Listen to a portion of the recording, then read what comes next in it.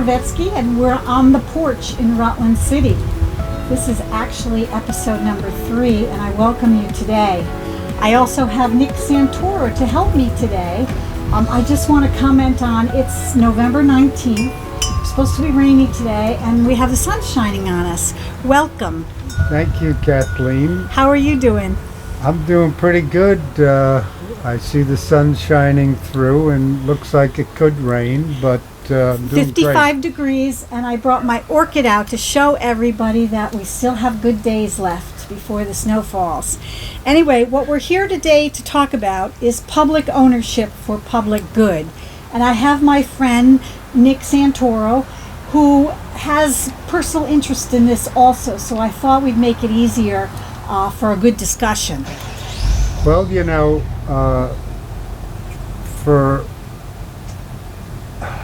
it was earlier this season. For a long time, St. Joseph College, it was just there. And this spring, I found myself going over to the college, and there's some beautiful oak trees where I like to spend time, but I took it upon myself to clean up the Jesus statue that you can see from Clement Road. And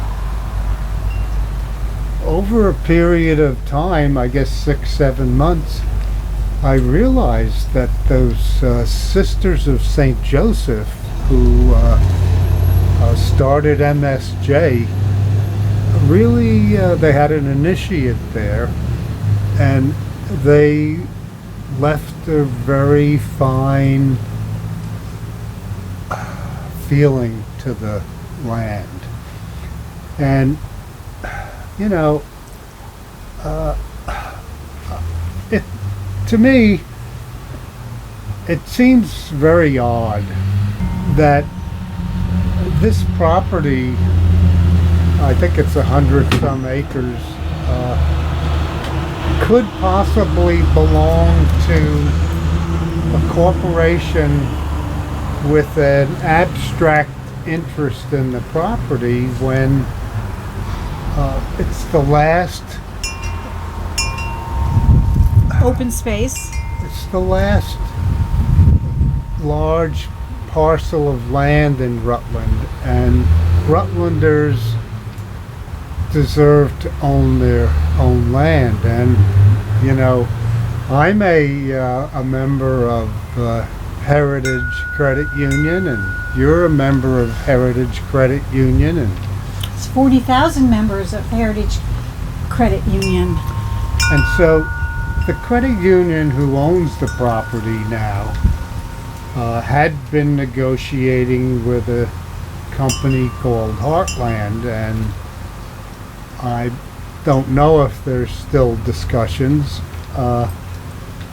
but because of the I'd like to see our 40,000 members speak up about whether those people who made Heritage Bank the success it is.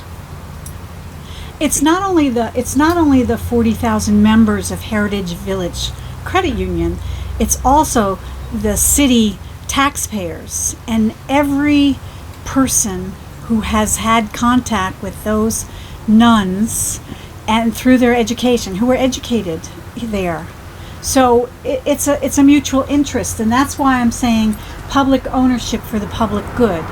We have learned what has happened to private enterprise coming in there and not really doing a very good job at public relations or even keeping their contract.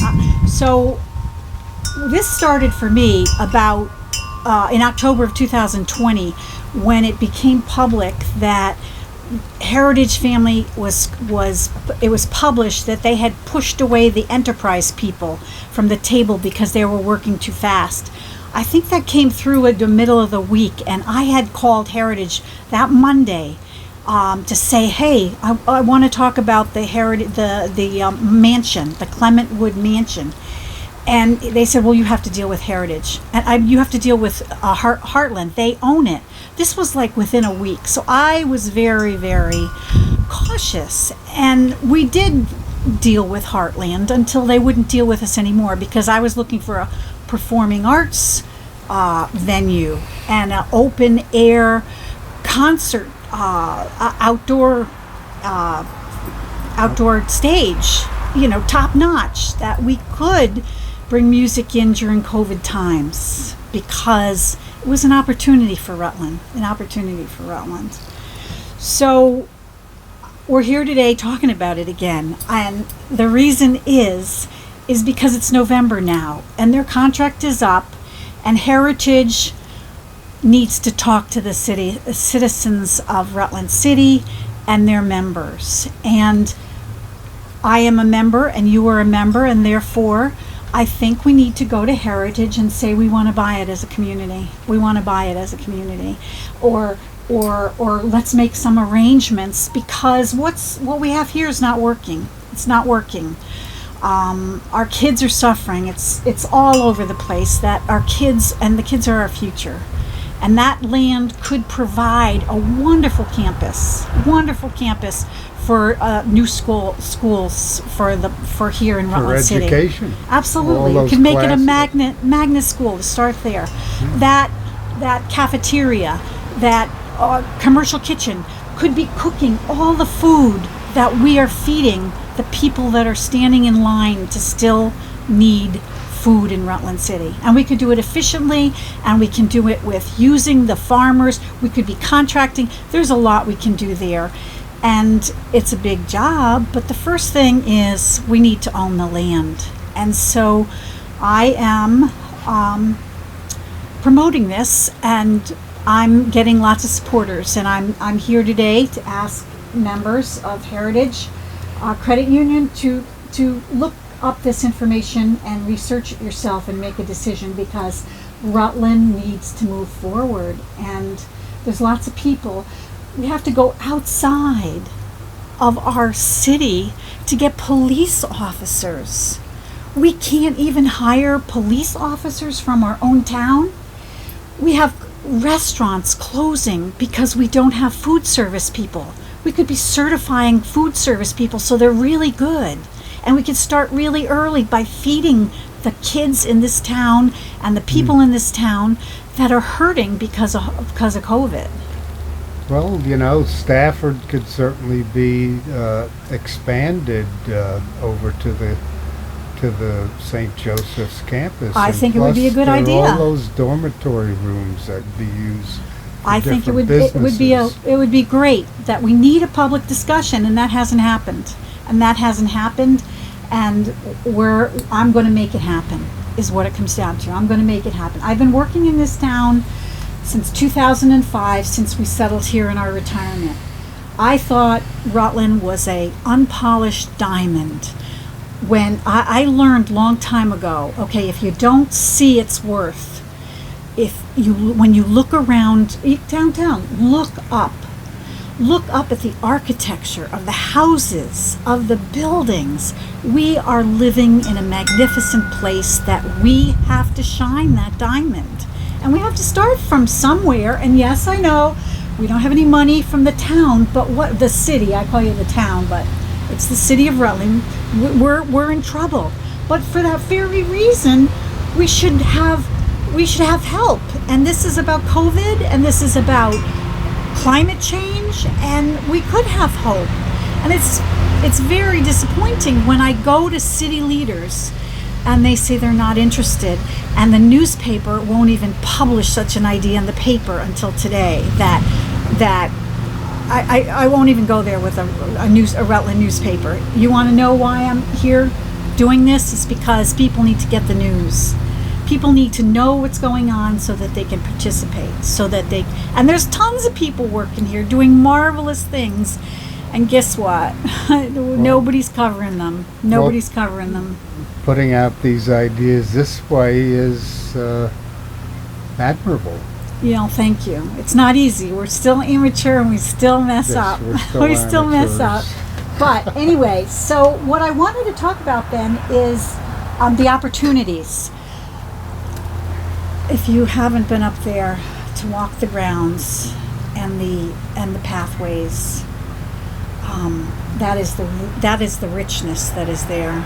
The woodlands, and when you go there, you breathe in the woodlands, and you breathe out all the stuff that you need to get out of your heart. Okay, so that's one. It's an environment that is healing, that is full of history from probably everybody that is listening to this. And it's imbued with whatever holiness that those nuns carried within them. And I'd like to say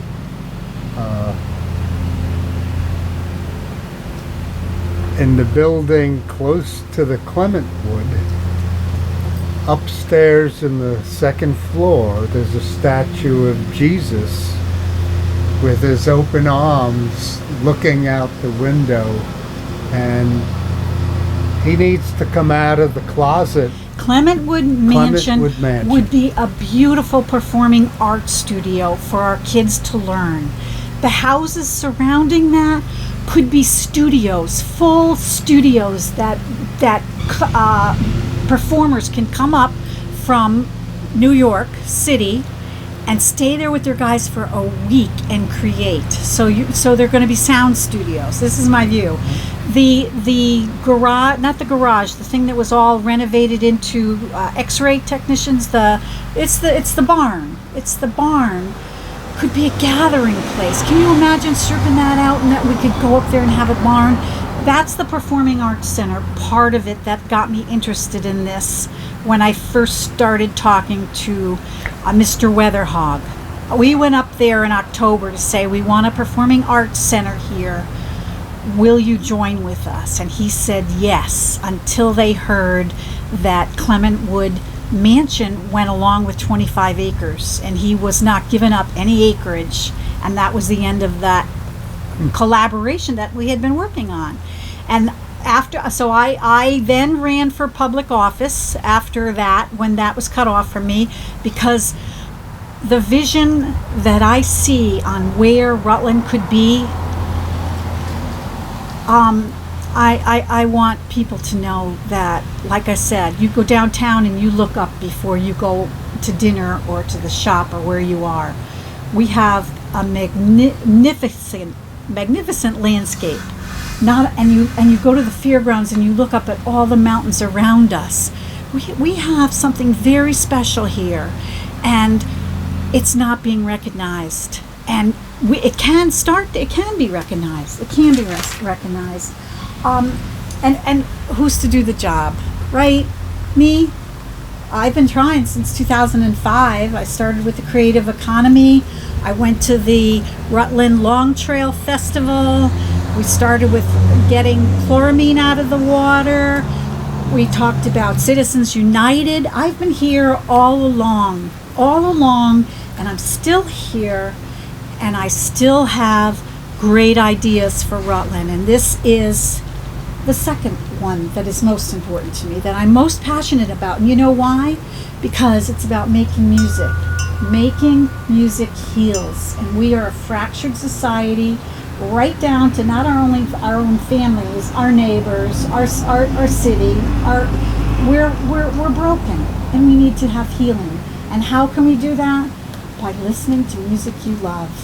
Listening to music you love, breathing in the outdoors that we have all around us, and look at something to work for that's positive. And please join me and Nick. Join us to make Rutland a better place. How do we do that, Nick? Who's going to help us? Who do you think needs to help us? I'll give you a hint. I'll tell you. Here, I'll give you a hint.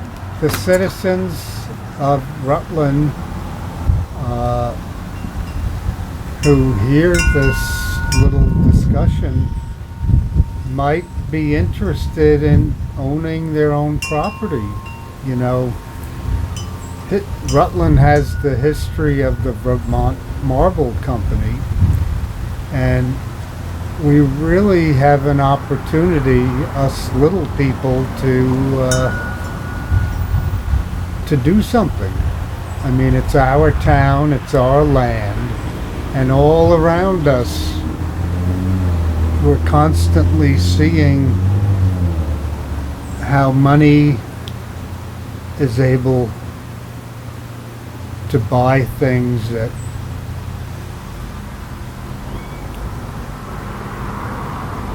an example would be to buy a municipal water system and turn it into private ownership. We have an opportunity here as the little people of Rutland to find a way to raise money and to contact our older people and Heritage Bank. I'm sure there are many people who are watching this little talk who bank at Heritage, and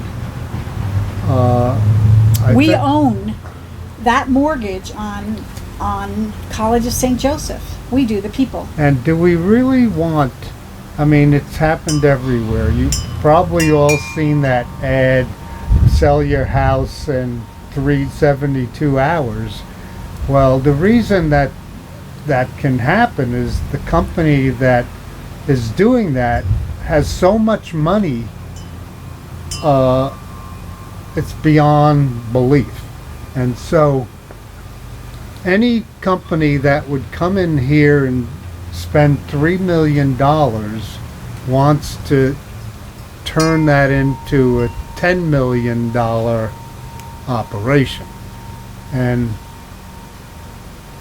the property, the land, those unexplored places in the woods, they belong to us. They don't belong to some group of corporate board someplace somewhere that's looking at, all right. Well, they've showed that. They've showed that. They're not. All right, we can cut that out. Well, don't say such a thing. We're not. This is like live on Rutland City's Porch. He can cut some of it. Anyway, so we never got to who. I will tell you who I think. I think it's Cedar. I think Cedar needs to take this on with me and other people that believe this, including Heritage Family Credit Union, and say, yes, we're going to do this as a town.